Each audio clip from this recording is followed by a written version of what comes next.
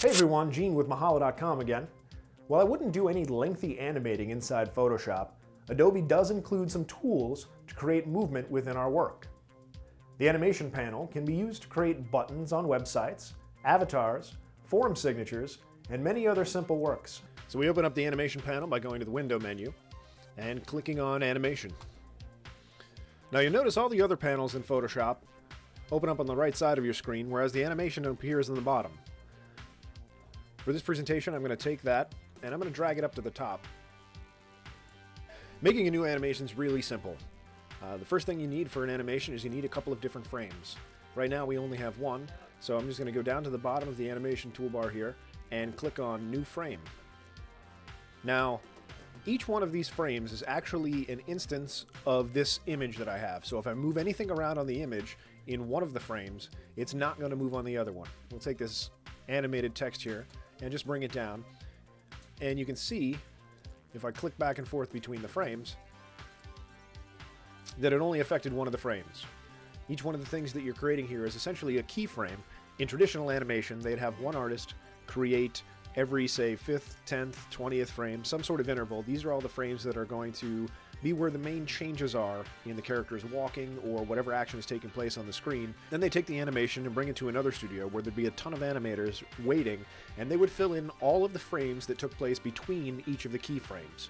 So if I were animating this text and I were a keyframe animator, I would have the first one here, and then maybe I'd have the second one down here. I'll create another keyframe, and I'll bring it all the way down to the bottom. So now if we watch this animation by pressing the play button here, and you'll notice that we have all the main controls you're going to need. Here's the rewind all the way. Here's move ahead one frame. Here's move back one frame, and here's play.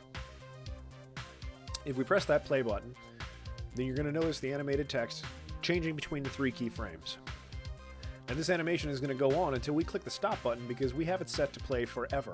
So if I click the stop button right now, we can change forever to 3 times, once, or really any number of times that we like using the set loop count dialog. Set it to 23 and it'll play 23 times, and once it's reached the 23rd time, it'll stop playing. Photoshop has a bunch of animators built into it in this little button right here, which will tween the animation. Now, that's basically short for in-betweening, and again, if you take it back to classic animation, once your keyframe animator is done, he sends it to the other studio. They're called in-betweeners. They do what's called in-betweening. They do what's called in-betweening, which has since been shortened just to tweening. They're going to draw every frame from between the two keyframes. So we're going to click on the Tween Frame button, and that'll bring up the dialog, the Tween Frame dialog. We can tween this with the first frame, the previous frame, or the selection. If there were a frame behind this, if there were a frame 4, we could also select next frame. In this case, previous frame is fine, and we're going to select all layers, position, opacity, and effects. We want everything to be tweened. You might as well just leave all of this set until you're doing some really complex animation and you only want to in-between one thing at a time. So we're going to add 5 frames, hit OK, and that'll bring our total to 8. Now you're going to notice that there's a much smoother animation once we get to frame 3 all the way out to frame 8. If we do the same thing for frame 2, click on the tween button, just hit OK because these are all the settings that we had previously.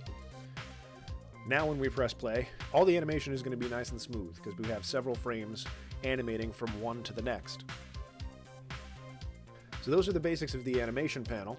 A couple of interesting features in the animation menu. The first thing is reverse frames. In order to show you this next part, I'm going to highlight all 13 frames, drag them down on top of the new frame button, and that's going to create this entire animation a second time behind the original 13 frames. But with these frames still highlighted, I'm going to come over here to the menu, drop down to reverse frames,